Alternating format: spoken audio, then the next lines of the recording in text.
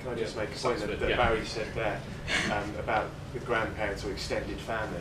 One of the social services have a national standards of procedure that they're all supposed to follow across the country, but it's how they interpret those. And this is going back to something Barry said there, is that different counties do seem to have a much higher adoption rate per capita than other counties.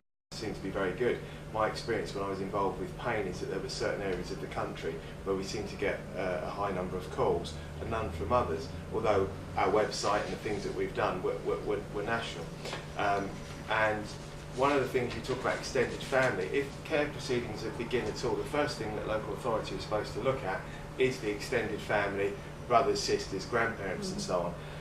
And as Barry rightfully says, they don't qualify for the legal aid system, and the costs involved with this are just absolutely astronomical.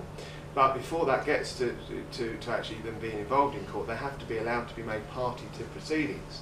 That has to be approved. They don't automatically become party to those proceedings. So if you're a grandparent and your child's accommodated in care, and you may want to apply to become the carer of that child if your son or daughter is incapable of looking after that child, you have to be approved or be allowed through the court system to become party to the proceedings, and they could say no at that stage.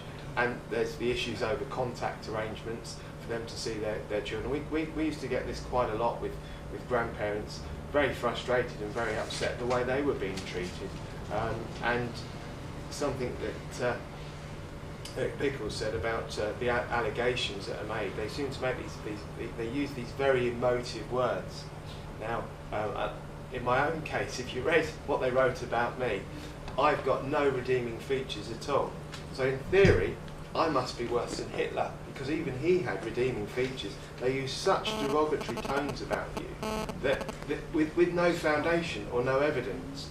And as Lady on the End said, the words she came out with when she was obviously talking earlier on are exactly what they use all the time. Can I just interrupt here? I was told by a health visitor who I'd never seen before, and she'd never actually seen my children, that I was one of the most dangerous mothers in the country.